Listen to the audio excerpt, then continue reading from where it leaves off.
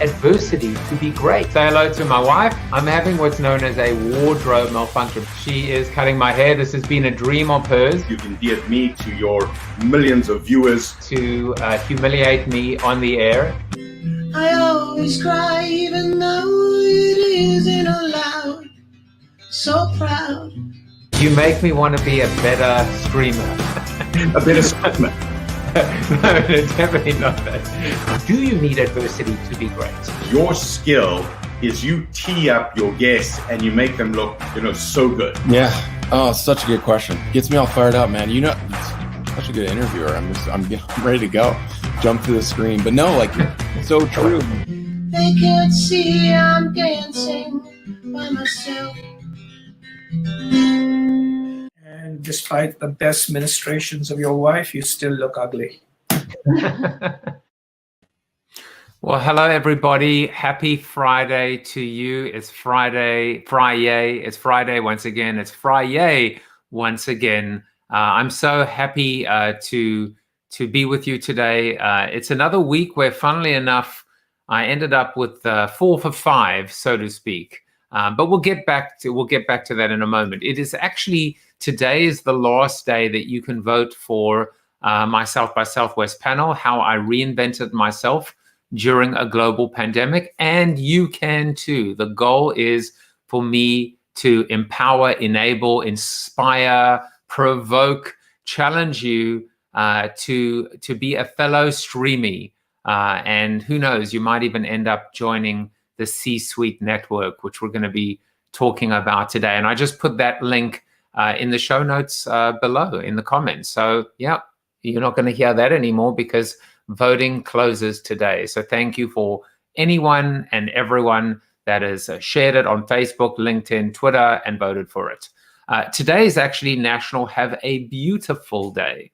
Have a beautiful day, which is great because yesterday was have a bad day. Yesterday, it was okay to have a bad day. Yesterday was okay to forgive yourself and say, you know what, not every day can be a beautiful day, but today is a beautiful day. It's also a beautiful day because amidst everything kind of going wrong yesterday, and it really didn't go wrong. Scott Rouse, my guest, he is a body language expert. He actually trains law enforcement and the military in terms of interrogation. He actually was interrogating a suspect in a missing persons case. I kid you not. He actually went to bed at about 6 or 7 o'clock this morning. So he was on the case. And Chris Brogan, my fellow streamie, joined me. And what a great episode it was yesterday, where we actually just spoke to each other. And, we're both kind of co-hosts, just talking about what we've learned to date, reflecting on our own personal journeys and sharing some triumphs and frustrations, etc. So Chris, thank you again for coming in, and thank you again for pinch hitting. And it was just awesome to spend even more time with you. That was the real win yesterday. Well, let's talk about next week's interviews, shall we? We've got Max Lindemann on Monday. Lisa Cohn on Tuesday. Just fascinating woman and fascinating story. She was brought up in a cult and essentially broke free or escaped. And we're going to hear all about her story. There's no show on Thursday or Friday because it is Thanksgiving. But on Wednesday, we have an extravaganza. We have Mitch, Bob, Faith, Bruce, Mike, Mark, Martin, Leslie, Laura, and myself, 10 of the best, 9 of the best plus me. And I hope you will share with this wonderful coming together, 2 p.m. Eastern Standard Time on Wednesday, just before Thanksgiving. But today we're going to focus on Tricia Benn. Tricia is the Chief Community Officer of the C-Suite Network and the General Manager of the Hero Club. And we'll find out all about that shortly. But now it's time to get into our seated soliloquy. And the seated soliloquy today is called The Flame of Diversity, very much connected to my guest and what we're going to talk about. I'm a white dude. I'm using the phrase affectionately thinking about my brother from another mother, previous guest on Corona TV, and a regular, Joey Dumont, who is also a white dude. He refers to his boys as my little dudes. They are not white dudes, by the way. I also tend to use it in other ways, mainly self-deprecating, but sometimes pejoratively. I'm not going to use today's soliloquy to get into the innards of white privilege, the history or dominance of white males in the business world, which still applies today, by the way. Instead, I'm going to talk about what happens when the tables are turned and you find yourself on the other side. Look, being discriminated against on the basis of your age, gender, race, or sexual orientation is never okay, and it never should feel good. It doesn't feel good. I also don't think it's fair to say, suck it up. You never complained 60 years ago when Don Draper ruled the roost, so now you have a problem when the balance of power is shifted against you? For the record, I was -11 60 years ago. But I also don't think it's fair to absolve or abdicate any kind of personal responsibility from a time or an era that did not propagate and perpetuate a diverse and inclusive working, living, or existing environment. Being -11 is also not an automatic hall pass. Look, my point is that whichever way you look at it, it's not fair. Life isn't fair, but you don't need me to tell you that, do you? Instead of talking about it, perhaps it's time to walk the talk, or just walk. It's time to stand up and hold our heads up high. Focus on the here and now. Concentrate on what we can influence and change versus what was or what might have been. Commit ourselves to justice for all. Yes, even aging white dudes. Join one hand with a person who looks just like you, and the other hand with someone who looks nothing like you. Be the rising tide that floats all boats. Perhaps the biggest mistake we could ever make is to think of this as a zero-sum game. My job or your job, the pie analogy. To borrow the wonderful analogy from previous guest Tamsin Webster and continued through Dean Aragon and Mark Pritchard, think of wealth, think of success, not as a pie or piece of a pie, but as a flame. Spread it to others. It will not extinguish yours. In fact, it will only increase and spread the light. Be a part of the flame of diversity.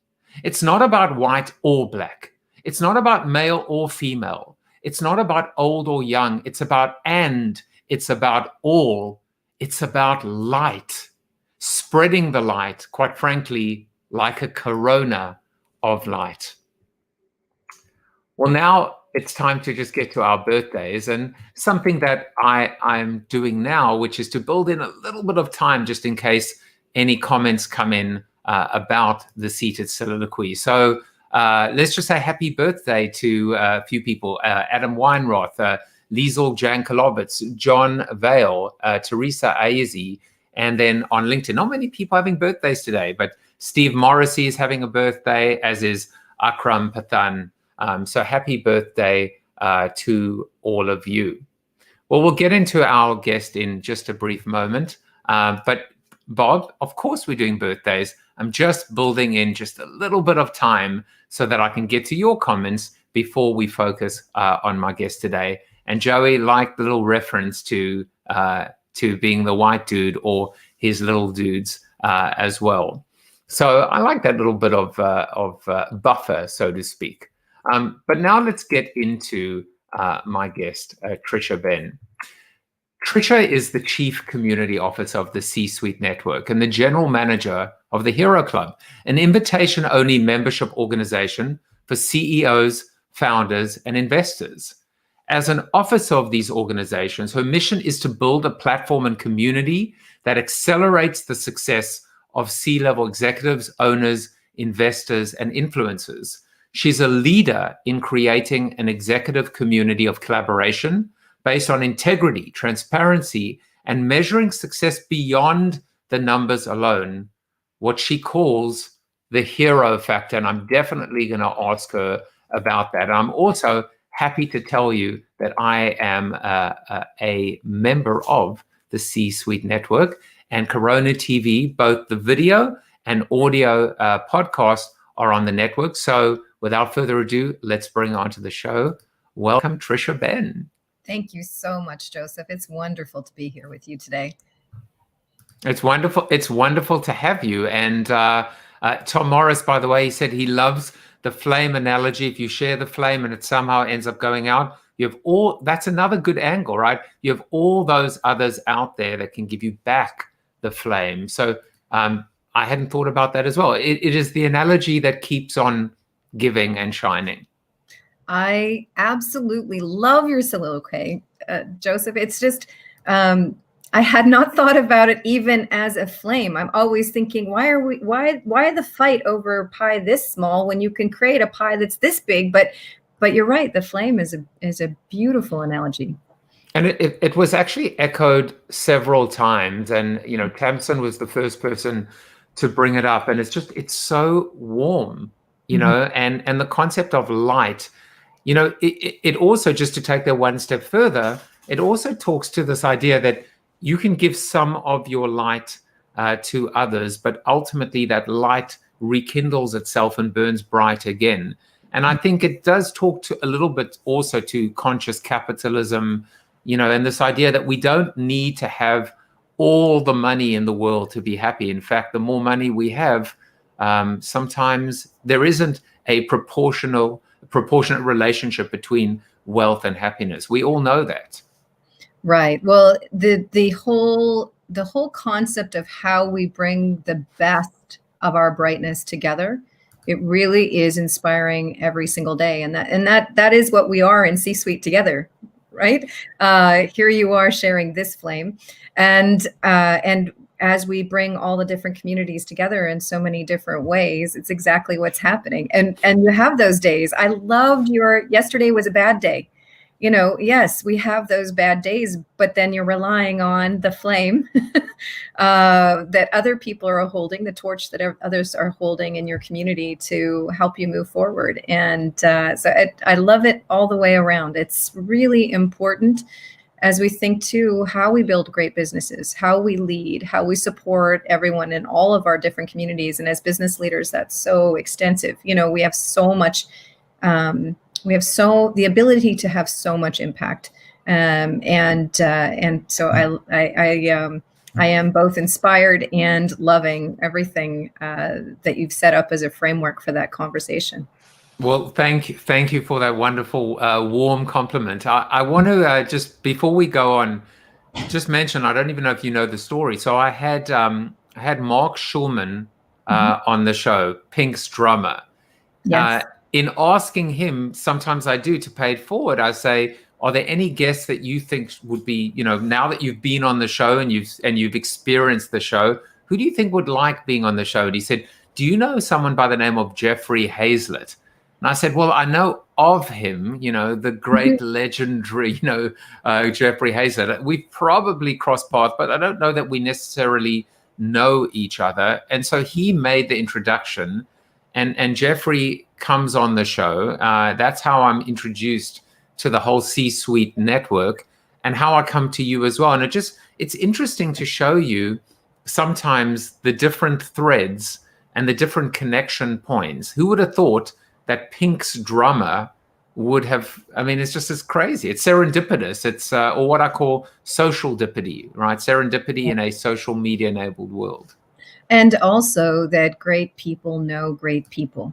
And so that makes perfect sense. We love that, you know, and at the end of the day, when you stand in the space of values matter in terms of how we lead our businesses and the impact we can have with our success, that creates a space that others who share that belief and are living to that same expectation in the businesses that they're building want to be in. And so, yeah, that's just fantastic. And Joseph, on Friday nights, we frequently are introduced to guests and again, all with that same alignment through somebody else that's part of C-Suite Network and understands that and feels that as well. I want to pick up on what you said, a great little soundbite. You said, great people know great people. But there's a second part to that beautiful statement, which is great people might know great people.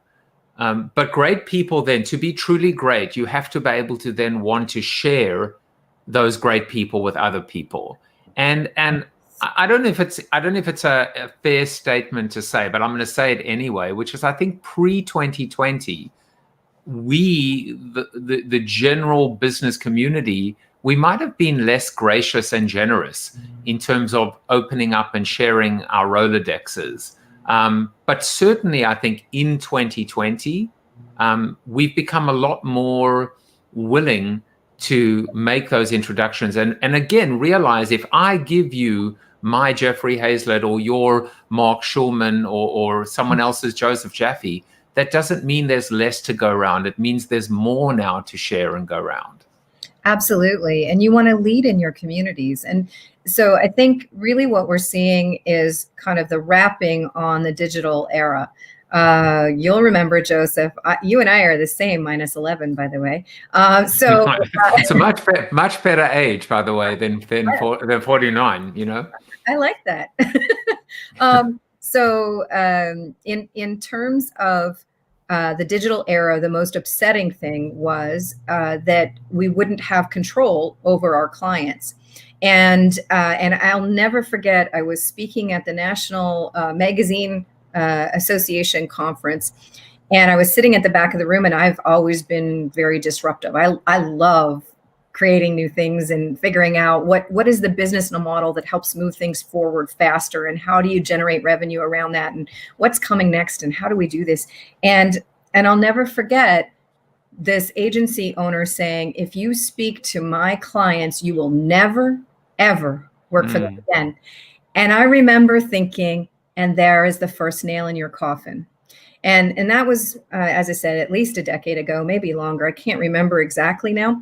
But, and the reason I said that is because at that point, you could have a high school student reaching out to the CEO of Coca-Cola.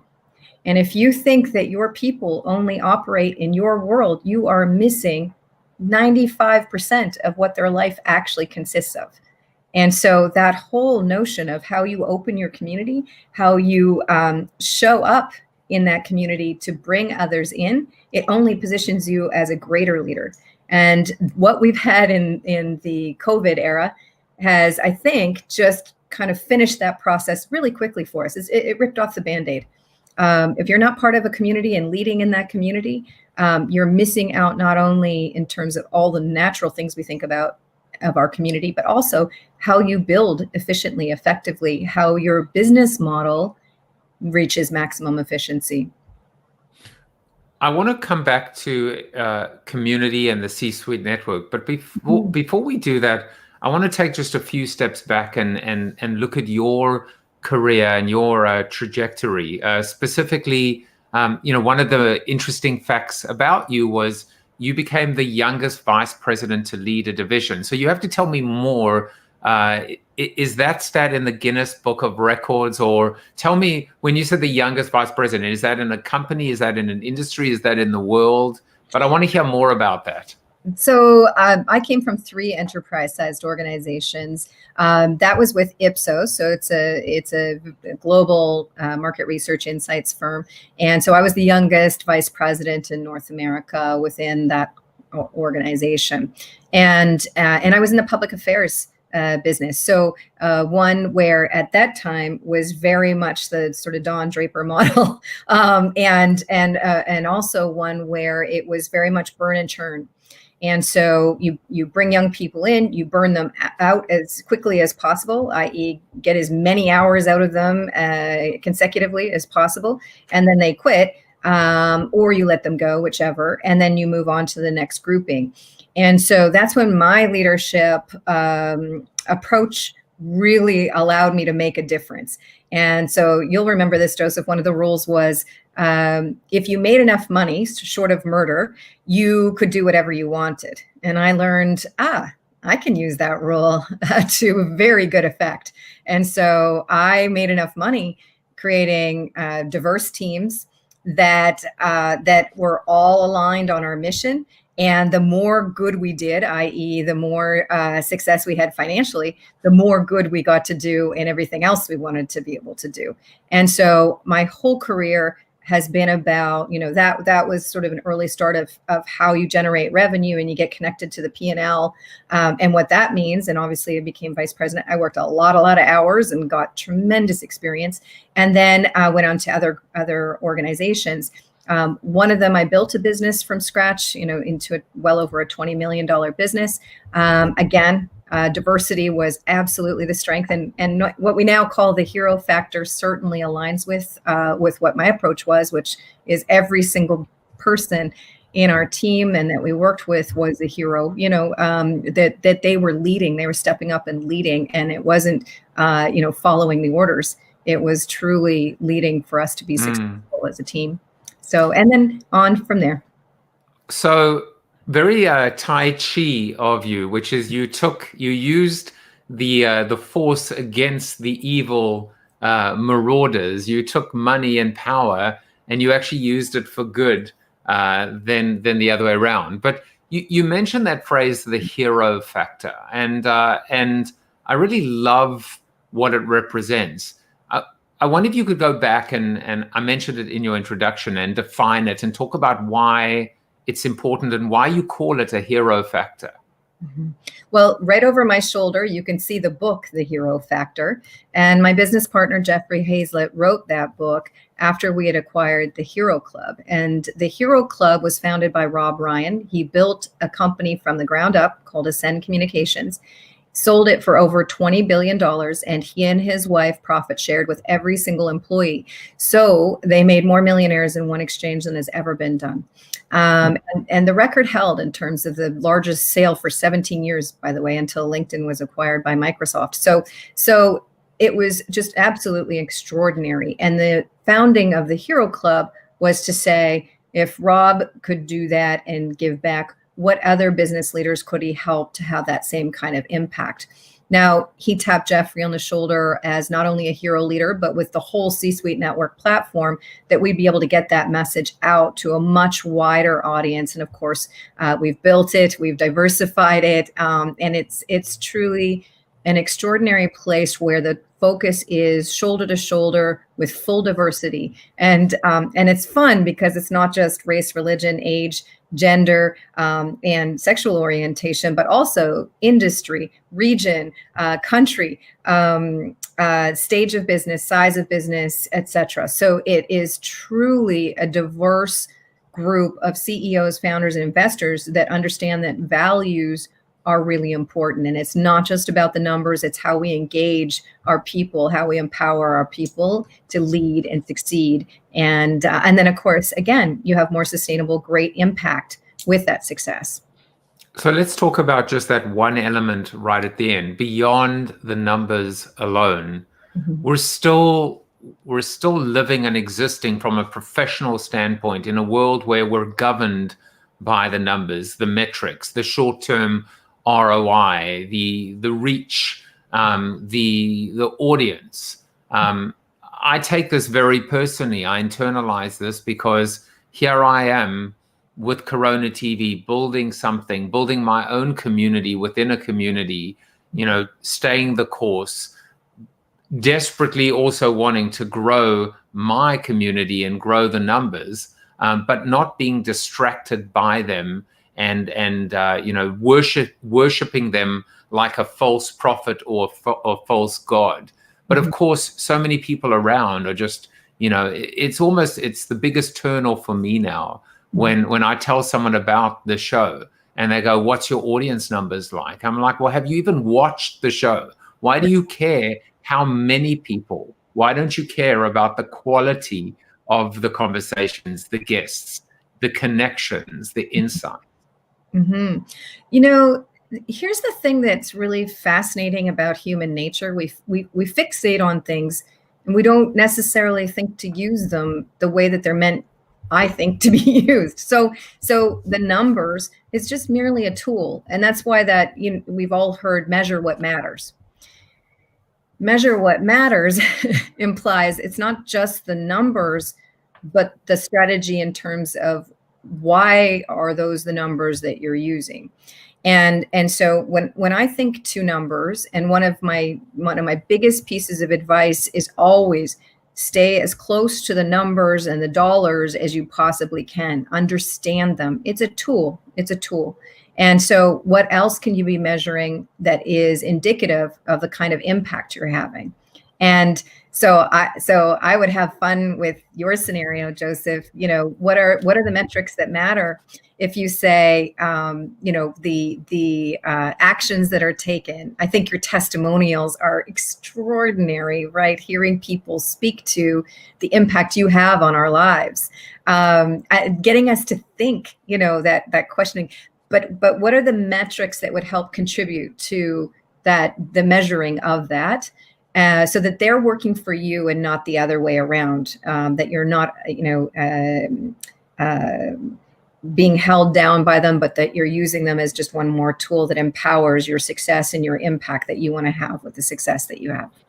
I couldn't agree more that when you think about actions and impact and connections, as you were saying, as you were talking, I was thinking, I wonder if the question is asked of me in 10 years' time, what were you proudest of in that first year? Or what were the things that kept you going? And I would probably say something like my daily seated soliloquies that I realize every day, each soliloquy is 300 to 400 words. You know, I never in my life, even back at the height of blogging, did I ever write 400 words a day. Never. I never had anything compelling to say. And now it's just, you know, that jazzes me more than anything, just to say, how long can I keep it going? At some point, surely I'm going to run out of ideas. What am I going to do then? I don't think you will. And you know, there's another piece that's incredible is, and I think you're really digging into it, is what inspires you to serve makes it a joy and a pleasure, as opposed to a job, work. And when we can get into that spark for ourselves, for our businesses, for our communities, for our teams, that is just absolutely the magic of never working a day in our lives, right? That's magic. You're playing into my hand. I feel again like a spider, and I've snared you into my web, because you're talking, when you talk about serve and service, a big common theme today is this idea of servant leadership. And I chose a bit of a slightly controversial quote for you today in the show, because it brings together, I think it's a softball for you. In fact, I wouldn't do it if it wasn't. But this is the quote. It's, leadership is a series of behaviors rather than a role for heroes. So have you heard that? I don't know if you've heard that quote before. I have not heard that quote, but I do love it. And my book will be coming out soon. It's called The Empathetic Leader. And the subtitle has the word pathways in it. And I love that word, even though it's kind of an ugly word. But I love it because we have what I believe is an absolutely nonsensical notion that a leader or a hero is one type. And when you think about that and you kind of go through all the examples we're given, you know, you can go through any number, right? What they look like, how they behave, you know, whether they're extroverted versus introverted. You know, there's all these different things that we're told is great leadership. And the fact of the matter is, there are so many pathways to great leadership. And I think that's something that's so important. We need to empower that great leadership in every single person we touch. And with my team, every single day, I'm reinforcing everyone here is a leader, everyone's a supporter. And that's all about the fact that great leadership, I truly believe, exists in every one of us. We just need to figure out how to empower it to have its maximum impact to help us move forward as quickly as possible. Yeah, there are two interesting elements to what you said. One is there is, just like there's a hero in each and every one of us, there's a leader in each and every one of us. The other thing that I picked up in terms of what you were saying is that leadership is not just you're this type of leader. We have to be a lot more generalist. We need to be different types of leadership in different types of scenarios, environments, complexities, challenges, and it is that generalist approach that I think will separate the real leaders from maybe the pretenders. Well, the interesting thing too is we're taught so frequently, and it's a great marketing tool, that we're not enough at whatever it is that we're not enough at. And you can use anything that's marketed to you as an individual to demonstrate that. But what if we throw away that premise and say, great, I don't care that I'm not good at those things. And I think that's where it plays back into your web of diversity, the flame of diversity. When you stop focusing on what you aren't good at or what isn't what you would want it to be, and you look to people who are extraordinary in that space, you don't take away from yourself, you add that strength. And I think, and if we look at diversity that way, it is so incredible. And if I were to think to, how I like to describe that, look at all the people that you admire. And if you had 1,000 more lives to lead, you'd happily lead any of them. And so by bringing that that expertise or that excellence that you see in the people you choose to have on your journey with you, you extend that through them. You don't have to be the best at everything. You cannot be the best at everything. And that's one way I think is really easy to embrace the whole notion of why diversity is so not just beneficial, but truly incredible, fulfilling, amazing. It's the multiple facets of how you would live your life if you could. I think the concept of the empathetic leader is such an important conversation. There's also, and it's all interconnected, the vulnerable leader, the leader that doesn't have to always have the answers, always be in control, always have to demonstrate their infallibility. And I think it's impossible to have empathy for someone else if you don't have that connection with them. But how can you have a connection with them if you don't feel what they're feeling, and if you can't create that connection point? I agree. I think when you look at what as the leader, so if you're the owner of the business, you're the executive that has that decision-making power, and you're building your team, if you look at the really clear alignment, this is our mission, we want to be here, and we need to make sure that everybody's contributing their most so that we can get to here, then immediately you are in a conversation that is empathetic to figure out what that fit is. So for me, I have always built my teams looking at, okay, this is our mission, what we want to achieve. Your role is this, your stretch is this, and then what are you giving back to the team for it to succeed? And so you start to create not only the empathy of understanding what they understand their strengths to be and what their stretch will be, and that's an ongoing conversation, but then also how they're giving back to see others succeed because we want to achieve together. And so when you do things like that, and people have lots of different ways that they approach that kind of thinking, but the main thing is whatever those questions are, whatever that conversation is, you are creating an opportunity where you are being put in their mindset, and they're in yours because they're aligning with the mission, and then the rest of the team as well in terms of what they're doing to help drive the success of everyone else on the team. I like to pick up on specific words, and especially when the words are different. And one thing that I picked up in your words was this word duty. And you said it's our leadership duty to lead with integrity, transparency, and authenticity, and our responsibility to give back to the communities we serve. So the give back part we've discussed briefly, and we'll probably come back to it. But this word duty, that's a very, very definitive word with very defined connotations. And you say that a leader, it is their duty ultimately to behave in a certain way. Integrity, transparency, authenticity.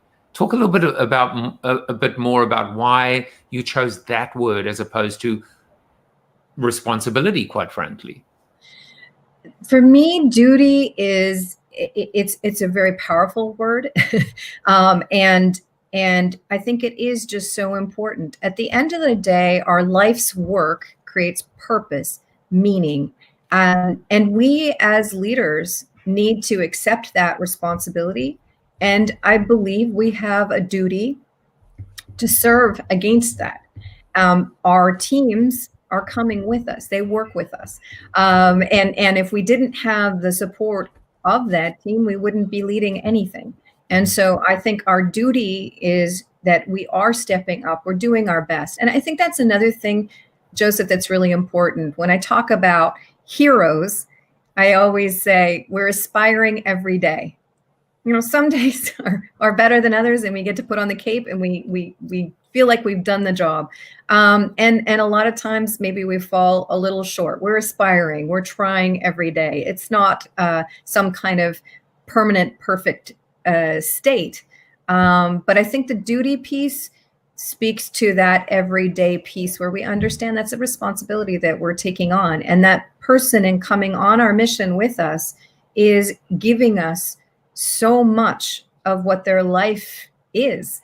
And we really do have that duty and the opportunity to create incredible meaning, purpose, and impact. It's uncanny, this sustained military metaphor, because you spoke about a duty to serve. Thank you for your service, public service, customer service, servant leadership.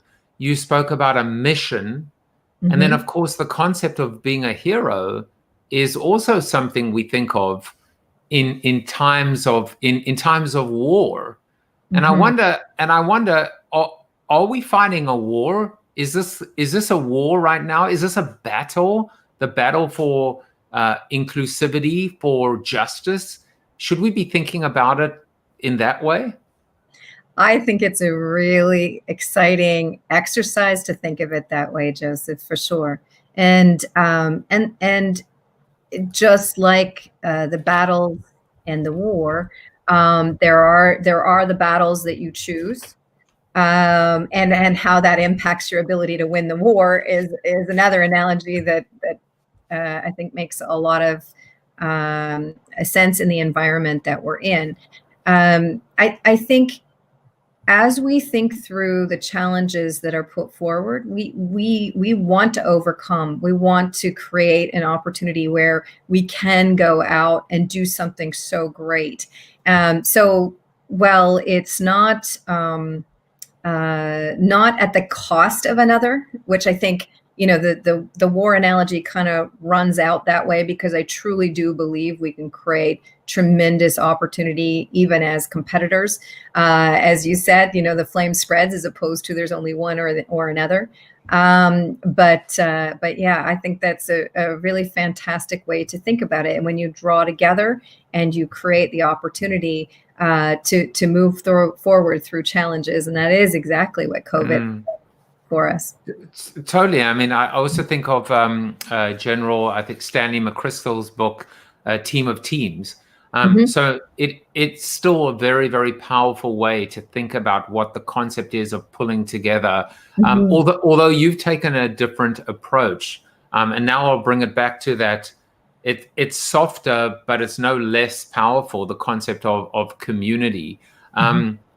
Before we get there, there's one more word that I really liked that I don't see that often.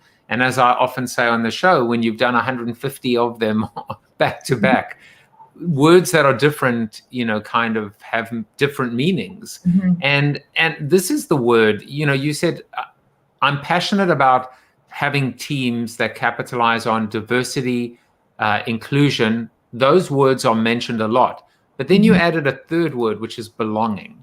And I thought to myself, that's interesting. You don't generally hear of belonging being spoken about in the same breath as diversity and inclusivity. What does it mean to create and instill belonging in your team? So internally, before we get to the idea of external community building. I think for me, and there'll be a lot of different ways of interpreting this, and certainly there are experts that consult in the space of diversity, inclusion, and belonging. But for me, what it means is that sense of ownership, that this isn't about, just having a chair given to you and you're sitting at the same table. It's about having ownership in what is being done by that team. So there's a sense of belonging, an understanding of the importance of that person being at that table, and being engaged. And so I think belonging is just so important, and the opposite to me would be, we have a star, the star is, and, for us starting out in the workplace, it was always whoever sold the most, that's the star. And then we went through this whole learning curve of, oh, wait a second, that star can completely destroy the entire culture and make everyone else less productive. And therefore the company fails with one star. So I think belonging is about that, exactly the opposite concept, where everybody is expected to be the star in terms of how important their role is and their responsibilities in delivering on the success of the mission. Joseph, there's one other term that I have fallen in love with, and it's since COVID, and it was Josh Kaufman that shared this with me during one of the All Business interviews I guest hosted for Jeffrey, and he said commander's intent, and I just absolutely love that. The idea when you're sharing your mission with brilliant people who own the responsibility and the expertise to deliver in that space, commander's intent says, we're going to take that hill. And the reason we're doing that is because we want to achieve this other thing. And, the example that Josh gave was, you get to the top of the hill and it's a mess. There's no way you can take the hill. The only thing, without sharing the intent of why we wanted to take the hill, that troop can do is come back to the commander and say, now what? We can't do that. Whereas with the commander's intent, explaining what the next step was, why we wanted to take that hill, means that they can proceed from there without having to go back to be given instruction. And I think that's another really powerful outcome of that belonging piece, understanding the mission and the importance of that particular person's roles and responsibilities related to it, so that they're able to constantly act with commander's intent and deliver the outcome that's needed, regardless of the actual specifics of what happens when they're in the moment. We could definitely go down this wormhole or rabbit hole of commander's intent. It's great because it makes me, as so many analogies go with respect to leadership professional, about being a parent. When a parent says, you'll do as I say, and I don't need to give you a reason, but maybe one does. Commander's intent, I'm flitting between my American and my South African. Commander's intent is this idea, I do need to give you a reason. And the more I can explain the thinking, the intent, the reasoning, the rationale, the more empowered you're going to be, the more autonomous, the more initiative you might be able to use and take without having to come back or run back or feel that you have a lack, I guess, of clarity or insight or information. Absolutely. And I think when we see a situation like COVID, it's absolutely critical. You can't stop every minute. You have to move as fast as possible. And that means everyone operating with commander's intent, and then how you're regrouping to share quickly out from there. So we do regular team meetings. So twice a week we have a full team meeting, and we can, kind of realign there. In the meantime, everybody's running. And I think that approach, along with what is the language you use with each other, and so that kind of framing of what language you use to communicate those messages is also really critical, and becomes that much more important during times of crisis like what we've all experienced with COVID. Well, not only do we have books to read, which is Jeffrey's book on on heroes, your new book coming out, but if this isn't a book, it sure as hell is going to be. Commander's Intent. Tom says Commander's Intent is about purpose or the larger mission. We seek A in order to do B, but if that won't work, then we find part C to be. Absolutely. And he adds, Commander's Intent gives guidance for adaptation and adjustment for innovative twists. Looks like he might be writing that book. I think. I love it. Well, and the brilliance that can come from that person that's in that spot, and then the appreciation. And again, that creates more sense of belonging, and an appreciation of the diversity of what that particular individual is bringing to the team. And that just continues to reinforce itself. The concentric circles of that are brilliant for real, true appreciation of diversity within an organization and benefiting from it.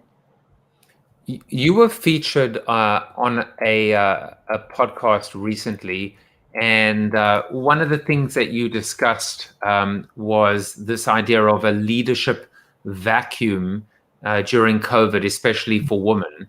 I wanted to make sure that we touched on that in the time we have. And by the way, interesting statistic. I think I put this on the screen when I had Deborah Wall, the CMO of General Motors, on the show. The rate of women leading companies on the S&P 500 is sitting at just 6.4%.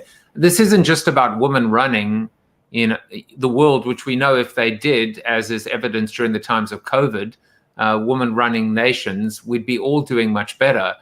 I think what you mean is not just about the person at the top. You're talking about clearly throughout all the businesses. So I wonder if you could talk a little bit about this leadership vacuum and maybe how we can overcome it.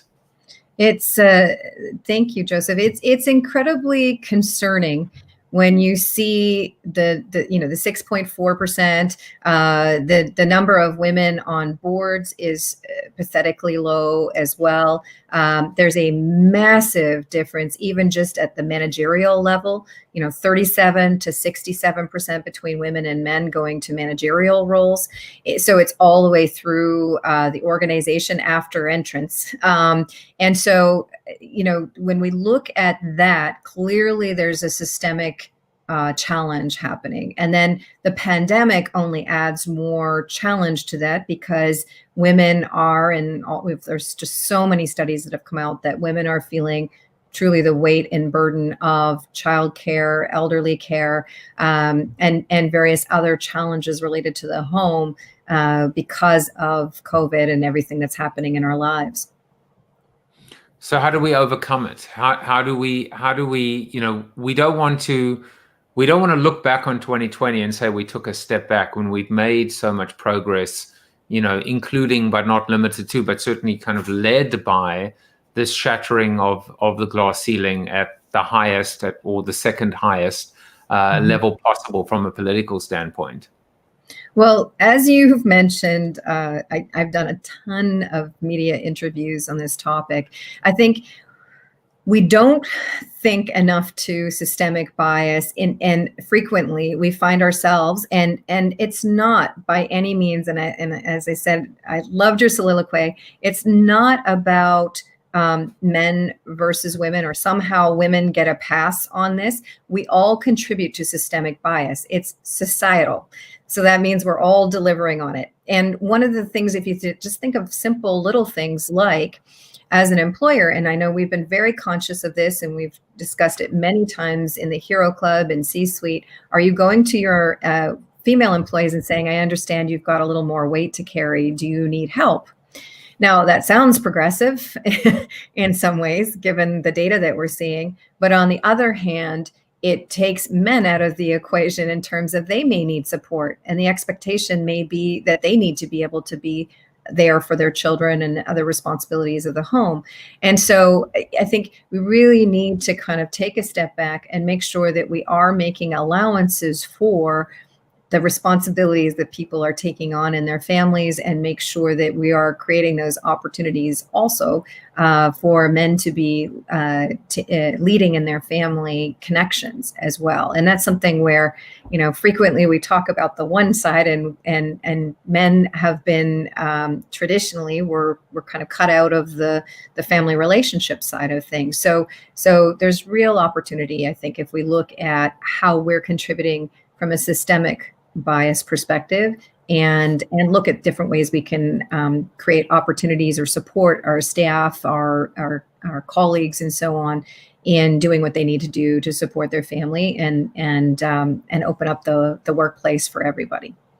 I think that comes again really full circle with respect to your definition of belonging, because when everyone feels they belong, by definition, you likened it to ownership. But when you feel you belong, you don't feel like you're being frozen out. You don't feel like you're on the outside looking in.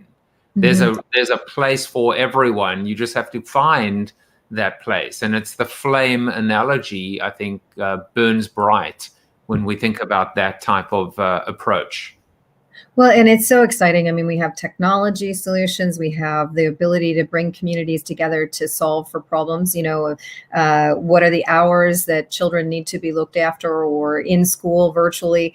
How do we help each other with that? How can we as executives or employers create that opportunity, that there's flexibility? There are just so many things that we can do now that we would never have thought of before. And certainly in community with each other, coming up with solutions that are very workable. And the other thing is with employees, how we work together, how we negotiate what we can do with greater productivity, given that we're working, you know, at home or different hours, et cetera, depending on what type of work it is. There's a tremendous opportunity there in extending out what we're learning through COVID and what becomes our normal going forward.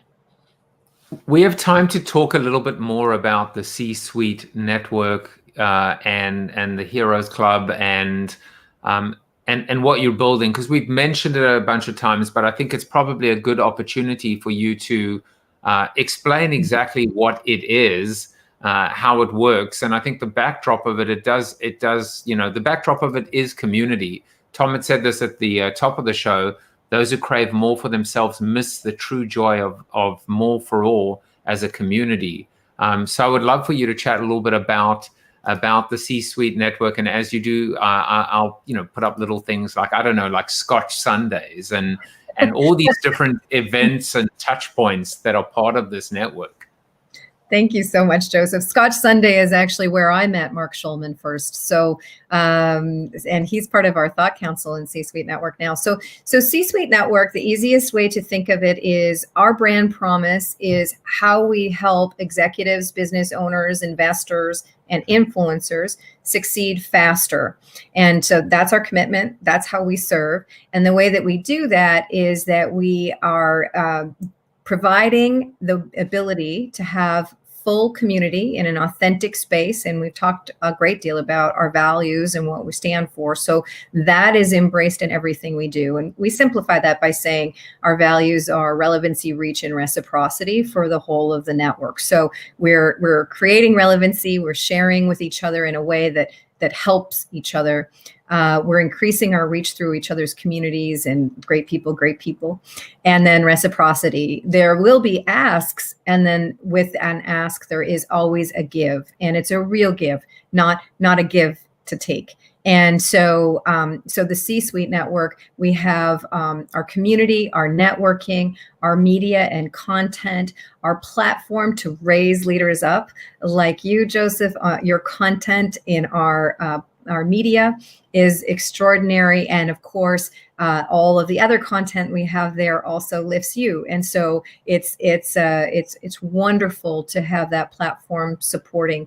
And then of course, education and so on. This week we interviewed Seth Godin, and it was extraordinary, those learnings and application to what we're going through right now from a marketing perspective, and certainly for B2B audiences. You know, what is the target we're going after? He said 3,000 connections. Anyway, so that is what we're doing. We have over 300 events that we'll do virtually this year. We have our TV, our radio. Radio, we're up to 1.5 million downloads a month now, and it's growing 450% year over year on our downloads. And then we have, of course, all of our membership services and benefits and different councils like our Hero Club. And if you want to apply to join the Hero Club, it is a membership only, by invitation only, or by application only. You can go to heroceoclub.com. You can find out more about executive membership at the C-Suite Network.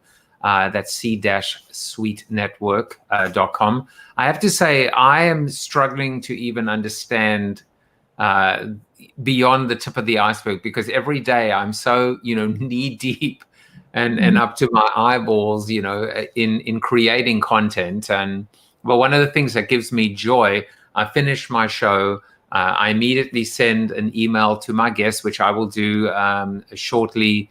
You'll get an email from me. It might be a bit delayed today because I've got a few things going on, but that will give you all your links and the files so that you can use the file. I wanted to make sure that my guests have all the content so they can slice it, dice it, use it, reuse it, revise it, do whatever they want with it to help themselves.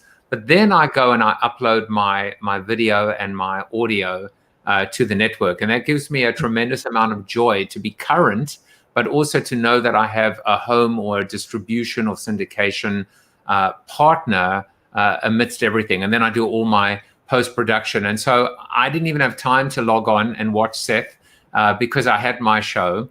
Right. But occasionally I managed to find a way to drink scotch with my fellow vagabonds on a Sunday evening. And I mean, just this past Sunday, we had, how incredible was it? We met, it was a friend of one of the members who is blind, who went blind, who had to teach himself how to function knowing that his sight was failing.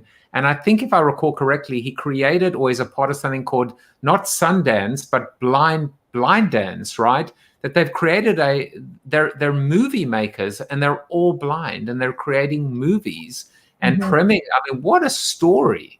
Yes. I think was it Blind Fest, Joseph? I think it might have been. I think it was Blind Dance because I remember thinking Sundance. We're going to find it out. I still, by the way, I still have to, I want him on the show. Absolutely. I connected you right away, didn't I? So I don't think he's been on his email. But yes, the thing that's just incredibly beautiful about Sunday is for us is we call it our pub night. And the whole ground rules of pub night are that everybody that's there is completely diverse, all different perspectives and opinions. And the whole notion is we don't seek to tell someone else how they should think, what they should think, and what their opinions should be, but to understand each other and to really just enjoy time and perspective together. And so it is a wonderful time. I'm always thrilled when you're there because, the conversation goes in any direction. So it's just, I know. And it was funny because the first one I felt really out of sorts and I'm like, I don't know where I fit in. Second one, I'm feeling a little bit, but watch out for me because when I start talking, I'm not going to shut up for a second. I will promise to shut up during the Zoom after show. So if you want to come and join Tricia and hang out for just a wee bit more, we will be going to bit.ly/CoronaTV after show, our wonderful community-powered and driven after shows, the real magic of the show. I would be remiss, by the way, if I didn't do two more things. One of them is ask you our Corona question, our question of the week, which is, what is the best advice you ever received? The best advice I ever received, I think, is really, I'll have to go back to my mom. And I've had it reinforced by different truly exceptional leaders that I've worked with over time. But the way that you need to treat people, my mom ran a very large facility on behalf of a university, and with multiple satellites. And what she ingrained into me from moment one was, you treat everyone in an organization, everyone you meet, with the same respect. And also, always as a guest, when you're hosting, you always think to how you treat people as a guest. And so I'd have to say that's probably the best advice I've ever received. And when you look at what we were talking about during this time, Joseph, appreciation of the benefit of the appreciation of diversity, inclusion, and belonging is that you are truly appreciating and building to the success of what makes people different. And so I think that's probably one of the very best pieces of advice I received very early on.